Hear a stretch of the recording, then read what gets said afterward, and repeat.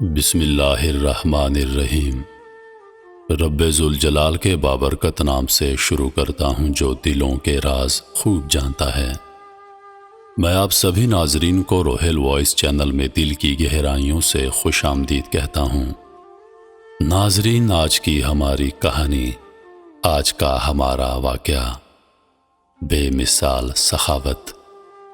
ناظرین، ہم لوگ جو کسی غریب کو 100-200 یا 10-20 روپے دے کر خود کو بڑے سخی سمجھتے ہیں اور یہ خیال کرتے ہیں کہ ہم نے بڑی سخاوت کر دی، تو آئیے آج آپ کو ایک واقعے کے ذریعے بتاتے ہیں کہ سخاوت ہوتی کیا ہے اور صحابہ کرام رضوان اللہ علیہ و اجمعین کیسے سخی لوگ تھے۔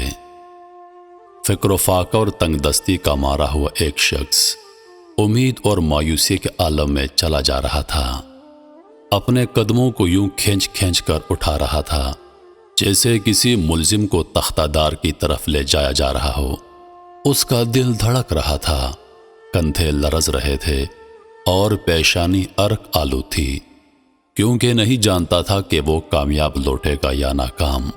اس کا رنگ فک تھا اور چہرہ یوں نظر آ رہا تھا جیسے اس سے خون نچوڑ لیا گیا ہو، لیکن بیچارہ مرتا کیا نہ کرتا۔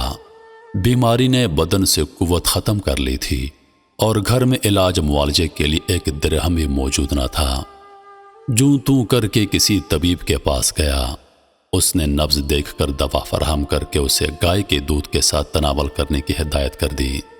یہ بیچارہ جو ایک روٹی کا محتاج تھا، دودھ کہاں سے خریدتا؟ خودداری اور عزت نفس کی بنا پر کسی کے سامنے دستے سوال دراز کرنے کو پہاڑ اٹھانے سے بھی گراں اور دشوار سمجھتا تھا۔ پھر شرفاء کے لیے اس سے بڑھ کر اور کوئی مصیبت نہیں ہو سکتی، اس لیے وہ کہا کرتے ہیں کہ پہاڑوں کی چوٹیوں سے بھاری چٹان کو اوپر سے نیچے منتقل کرنا میرے نزدیک لوگوں کے احسانات اٹھانے سے زیادہ اچھا ہے۔ لوگ کہتے ہیں کمائی میں آر ہے، جبکہ ہر طرح کی آر کسی کے سامنے سوال دستے دراز کرنے میں ہے۔ ہم شریعت مطہرہ میں اس حالت سے 2-4 شخص کے لیے دستے سوال دراز کرنے کی اجازت ہے۔ اگر اس حال میں بھی کوئی مسلمان دستے سوال دراز نہ کرے اور بھوکا مر جائے تو جہاں اس کے ہم مذہب گناہگار ہوں گے، وہاں مرنے والا بھی خودکشی کا مرتکب مانا جائے گا۔ چنانچہ یہ ناتواں اور ناچار شخص بستر سے اٹھا اور کھڑا ہو کر اس سوچ میں ڈوب گیا کہ جاؤں تو کس کے پاس جاؤں، کیونکہ بخیل اور کنجوس مالدار کے سامنے آدمی اپنے چہرے کی آبرو بھی ضائع کراتا ہے اور وصول بھی کچھ نہیں ہوتا۔ کنجوس اور بخیل مالداروں کا معاملہ بھی بڑا عجیب ہوتا ہے۔ وہ خوش دلی سے مریضوں اور محتاجوں کو تو پانی کا گھونٹ بھی نہیں پلاتے اور نہ کسی مسکین کو لقمہ تک کھلاتے ہیں، مگر کن پٹی پر پستول رکھنے والے چور اور ڈاکو کے سامنے تجوریاں کھول دیتے ہیں۔ ان سے شکریہ کے بجائے تھپڑ کھا کر خدا کا شکر بجا لاتے ہیں کہ جان بچ گئی۔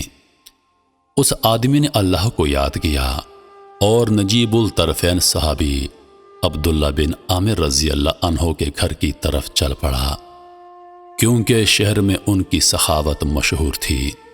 امید یہ تھی کہ وہ چہرے کے آبرو کو رائے گاں نہ جانے دے گا۔ جی ہاں، حضرت عبداللہ بن عامر اموی رضی اللہ عنہ یقیناً سخی اور کریم انسان تھے اور حلم و کرم میں مشہور تھے۔ کیوں نہ ہوتے؟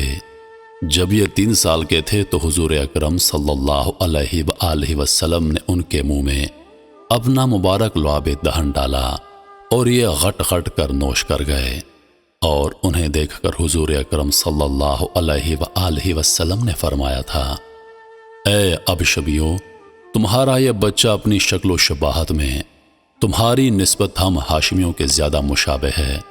میں امید کرتا ہوں کہ اسے سرابی اور شادابی عطا کی جائے گی، اور یقیناً ایسا ہی ہوا۔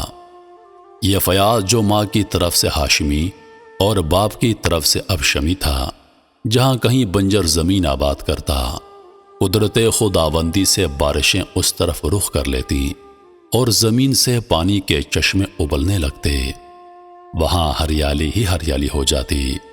ان کے مویشوں کے ریوڑ وہاں دن رات چرتے چگتے رہتے چنانچہ یہ لاغر اور بیمار شخص اپنی لاٹھی کے سہارے ان کی طرف چلنے لگا۔ جب ان کی خدمت میں پیش ہوا تو بمشکل اتنا کہہ سکا، میں بیمار ہوں اور طبیب نے مجھے دوائی دے کر ہدایت کی ہے کہ اسے گائے کے دودھ کے ساتھ تناول کیا جائے، چند دن کے لیے گائے کے دودھ کا سوال ہے۔ جب حضرت عبداللہ بن عامر رضی اللہ عنہ نے یہ سنا تو ان کا دل بھر آیا۔ وہ اپنے آپ کو کوسنے لگے کہ اے عبداللہ، تو نے اس کے سوال کرنے سے قبل اس کی حاجت کا اندازہ کیوں نہ لگایا، اور یوں گویا ہوئے، اے شخص، اس وادی میں میری 700 گائے چر رہی ہیں، میں سب کی سب اللہ کے نام پر تجھے دیتا ہوں۔ مریض نے یہ الفاظ سنے تو اس کی آدھی بیماری وہیں دور ہو گئی اور خوشی کی وجہ سے اس کا مردہ چہرہ زندہ ہو گیا۔ لیکن بعد میں یہ سوچ کر کہ یہ سب کیسے ہو سکتا ہے کہ دودھ کی بوند بوند کو ترسنے والا یکدم 700 گایوں کا مالک بن جائے، اس کی امیدوں پر اوس پڑ گئی، مگر یہ اس کی خام خیالی تھی۔ حضرت عبداللہ بن عامر رضی اللہ عنہ کوئی کہہ کر مکرنے والے نہ تھے اور نہ ہی سستی شہرت کے لالچی تھے، بلکہ یہ تو حضور اکرم صلی اللہ علیہ وآلہ وسلم کے لاب مبارک کی ادنا سی کرامت تھی کہ وہ بلا دھڑک اسی طرح بخشش کرتے رہتے اور اپنے مستقبل کی ذرا برابر پرواہ نہ کرتے۔ انہوں نے اپنے پڑوسی حضرت خالد بن عقبہ رضی اللہ عنہ کا مکان 90,000 درہم میں خرید لیا تھا، تو شام کو اس مکان سے خالد کے بیوی بچوں کے رونے کی آواز آئی، کیونکہ جس گھر میں انسان کی نسلیں زندگیاں بسر کر چکی ہوں وہ اس کے باسیوں کو یوں پیارے لگتے ہیں جیسے شہد کی مکھیوں کو ان کا چھتا، اور بچوں کو ان کی مہربان ماں پیاری لگتی ہے۔ خالد بن عقبہ کو مالی مجبوریوں نے یہ مکان بیچنے پر مجبور کر دیا تھا، ورنہ وہ اسے بیچنے کا تصور بھی نہیں کر سکتے تھے۔ جب حضرت عبداللہ بن عامر رضی اللہ عنہ نے ان کے رونے کی آواز سنی تو اپنے غلام کے ذریعے اس کا سبب معلوم کیا۔ اس نے بتایا کہ وہ اپنا آبائی مکان فروخت کرنے پر رو رہے ہیں۔ یہ سن کر آپ نے فرمایا، جاؤ اور انہیں خوشخبری سنا دو کہ مکان بھی ان کا رہا اور 90,000 درہم بھی، نہ میں مکان لوں گا نہ درہم لوں گا۔ یہ سن کر خالد بن عقبہ کے گھر والوں میں مسرت کی لہر دوڑ گئی، اور جو ابھی ابھی رو رو کر برا حال کر رہے تھے وہ مارے خوشی کے لوٹ پوٹ ہونے لگے۔ عبداللہ بن عامر رضی اللہ عنہ کی اس طرح فیاضانہ بخششوں نے اس غریب اور مریض شخص کو حوصلہ دیا۔ وہ اٹھا اور 700 گایوں کا ریوڑ ہانک کر لے گیا، اور اس طرح لمحہ بھر میں ایک غریب آدمی مالدار بن گیا۔ صحابہ کرام کی عظمتوں پہ لاکھوں کروڑوں سلام۔ یقیناً واقعے سے سبق ملتا ہے کہ سخاوت اصل میں ہوتی کیا ہے۔ جب کوئی غریب ہم سے دستے سوال کرتا ہے تو ہم لوگ اپنی جیبوں میں سکے تلاش کرتے ہیں، حالانکہ اللہ پاک فرماتا ہے کہ تو میرے راستے میں اگر 1 روپیہ خرچ کرے گا تو میں 70 گنا بڑھ کر دوں گا۔ عزیز دوستو، غریبوں، مسکینوں، محتاجوں پر خرچ کیجیے، یقیناً ہمارے مال میں ان کا حصہ ہے۔ انہی لفظوں کے ساتھ میں اجازت چاہوں گا، اس امید کے ساتھ کہ سانسوں وفا کی تو اگلی بار ایک اور ویڈیو لے کر آپ کی خدمت میں حاضر ہوں گا۔ تب تک کے لیے خدا حافظ۔ اللہ پاک آپ سب کا حافظ و نگہبان۔ ہنستے رہیے اور ہمیشہ مسکراتے رہیے۔